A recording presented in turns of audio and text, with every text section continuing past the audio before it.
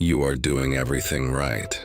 By every external measure, the career, the output, the discipline, the forward motion, you are winning.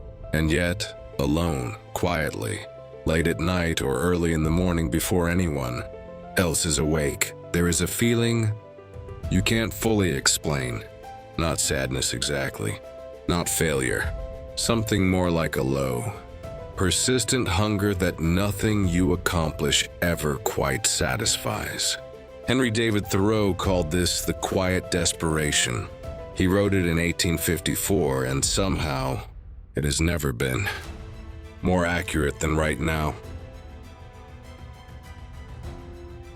Here's what makes the modern achiever's desperation so specifically difficult, and why it's almost impossible to talk about. You can't complain. You have too much. You've worked too hard. People around you would trade places with you without hesitation. And so the feeling goes underground, unspoken, unexamined, quietly increasing. The achiever's trap looks like this. You set a goal because you believe reaching it will produce a feeling. Security, significance, the sense that you've finally done enough. You reach the goal. The feeling arrives for about a week. Then it fades, and instead of examining why, you set a bigger goal. Because the only tool you have for addressing the hunger is more achievement, and more achievement has never once permanently filled it. Because the hunger was never about achievement. It was about meaning, about belonging, about being genuinely known by someone, about waking up and feeling like your life has a direction that you chose, not one that was handed to you by other people's expectations and the logic of constant forward motion. The achievement was always a proxy, and no proxy can satisfy the original need. Here is the hardest and most important truth I can offer you. The quiet desperation will not be solved by the next level. It will not be solved by a bigger number, a better title, or finally finishing the project that has been keeping you busy. More of what hasn't worked is not the answer. What actually addresses the hunger is the exact opposite of what the achiever instinct demands. It requires slowing down rather than speeding up, sitting with the feeling instead of outrunning it, asking, honestly, without immediately trying to fix the answer, what you are actually for. Not what you're good at, not what pays you, what you're for.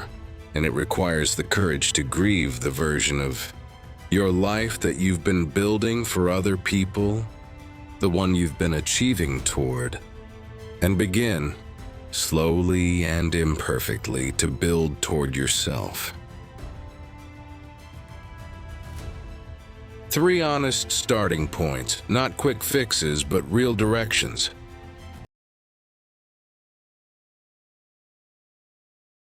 Look at your life and ask for each significant thing.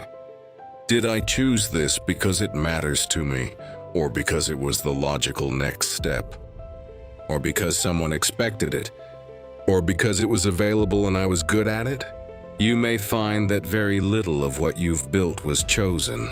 And that isn't failure, it's data. The first act of building toward yourself is knowing, honestly, how little of the current structure is actually yours.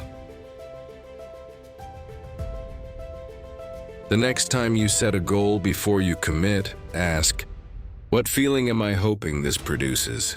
Security, recognition, love, freedom? Then ask, is achievement actually the most direct path to that feeling? Often it isn't. Often the security you're looking for is available right now in a conversation, a decision, or a relationship if you're willing to reach for it directly rather than through the proxy of another accomplishment. Something that can't be optimized, monetized, or added to a LinkedIn profile. A friendship pursued purely for warmth. A hobby practiced purely for joy. A conversation had purely for connection. The achiever part of you will resist this because it looks like wasted time. It is not wasted time. It is the original human experience you've been achieving your way away from. 1 hour of it weekly begins to address the hunger in a way that decades of achievement never could. You are not broken. You are not ungrateful. You are not failing at happiness.